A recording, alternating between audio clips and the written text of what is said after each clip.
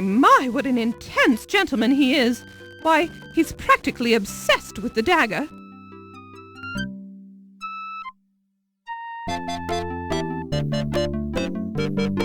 Ah, yes. Mr. Smith is a well-respected Egyptologist. He truly loves the desiccated bodies of his ancestors, you know. I think he is a good man. Do you think it's possible that he stole the dagger? Possible? Most definitely. Probable? Most unlikely. If he had stolen the dagger, he would be on the first ship back to Egypt. Then again, perhaps he's too clever for that.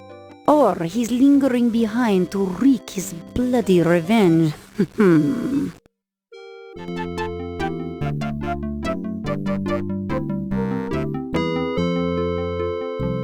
You aren't friends with that swine, are you? Well, no, I'm not actually. Good. You do well to stay clear of that Egyptian pig. That bloated maggot ought to be horsewhipped and sent back to the dung-laden wasteland he came from. I get the impression you don't like him very much. You could say that, yes. Why not? I'd rather not say. Do you always pry into people's personal affairs like this? It's my job. You're a professional busybody? I'm a reporter. Same thing.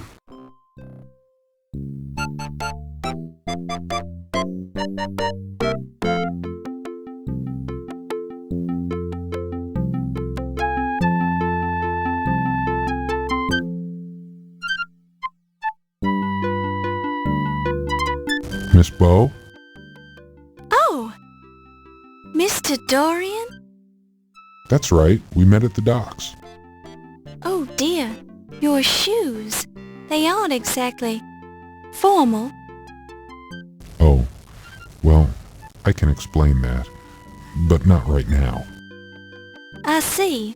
Well, what brings you here? You. Oh, me? You told me you'd be here tonight and, well, I thought we should talk. Oh, about what? Could we step outside for a minute? The moonlight is very nice tonight. Well, all right. I think I'd enjoy that.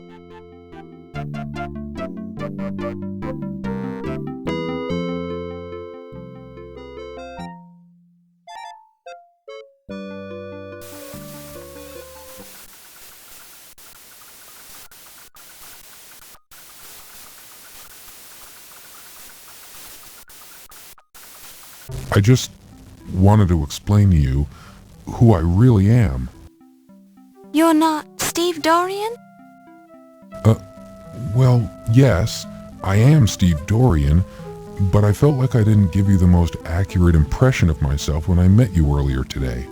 But, gee willikers, I'm just not used to meeting attractive young ladies on the docks. I wasn't down there looking for a man. I'm a professional journalist working on a story. Oh, well, yes, of course you are. I didn't mean to imply anything. In fact, I was very impressed with your professionalism and with your smile. I just didn't want you to think I'm a common stevedore. Well, I'll admit I was wondering what a stevedore was doing at this ritzy museum fundraiser. My stevedore job pays the bills, but I'm aiming for a career as an artist. However, I'm really here because I'd hate myself for the rest of my life if I didn't try to see you again. Maybe I'm a fool, maybe you think we're too different, but I had to try. Well, I'm very flattered. Are you always this nervous? I'm not very good with women. I've spent all my time working ever since I was 10 years old, when my father died. I've never had a chance to date very much. Lately, I've spent my free time going to school. I'm starting to think we're more alike than I first thought. My mother died when I was very young, so I was raised by my father. What kind of an artist are you? I'm a painter, and I do a little sculpting. How interesting. But I think that an artist would know enough not to wear work boots with his tuxedo at a formal party. Oh, I said I'd explain that, didn't I? I was hoping nobody would notice. I had to blow 2 weeks' pay to rent this tux, but I didn't have enough left over to rent the fancy shoes. It's just that I had to see you again. You spent all your money just to see me? My goodness, I don't know what to say. Say you'll have dinner with me some evening. I may seem a little odd, but I promise that I'm harmless. I'd be honored to spend an evening with you and show you the sights around town. Well, I don't usually, but you've gone to a lot of trouble to find me. I think I can trust you. Really? You'll do it? Oh, thank you. You won't regret it. I'll make it a memorable evening.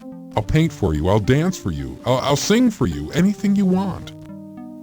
Well, there's no need to get carried away. Let's see how dinner goes first. Of course. You're absolutely right.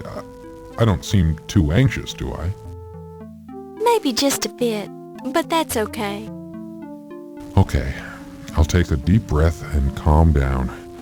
I'll be fine. I'll do whatever you want. I think this is the beginning of something important, Steve. I like you already. Let's go back to the party, Steve. I've got work to do.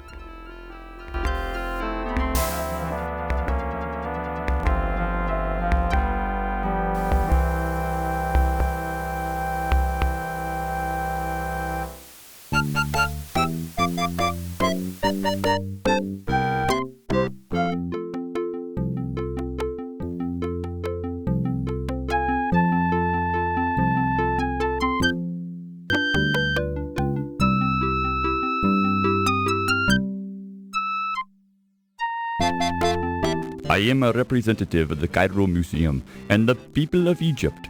My mission is to recover what rightfully belongs to us, not to Peepin' Carter or this pathetic museum.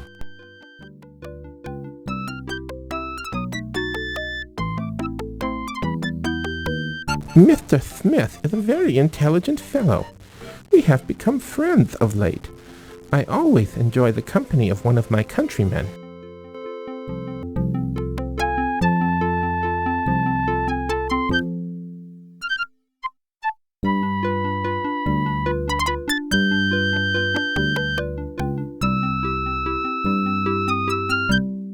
Tut Smith? That's gotta be an alias. Sounds like a pharaoh on the lamb.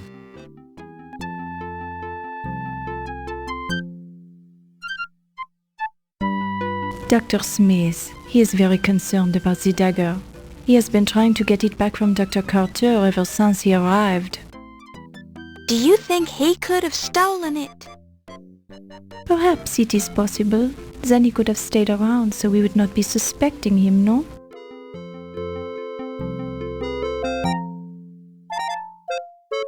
Well, ain't you the hoity-toity dame these days?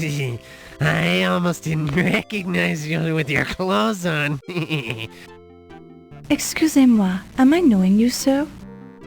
Ziggy's my moniker. You gonna pretend you doesn't know me? Ah, you are making the joke with me, no? Perhaps you have confused me with someone else? I ain't joking. You're Yvette Delacroix. I'd know that body of yours anywheres. I am sure I am not knowing what you mean, Monsieur Ziggy. Oh, I get it. Yous is worried one of these hi-hats is gonna hear us, right? Oh, okay. I'm clued in. We can talk later.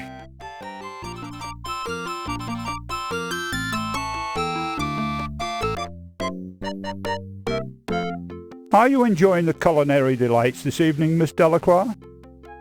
This food, it is adequate.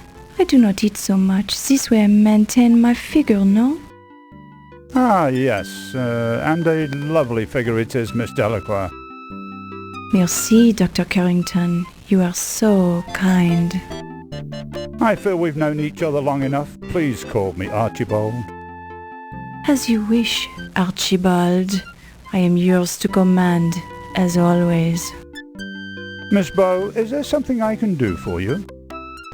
Oh, no. I was just admiring Miss Delacroix's dress.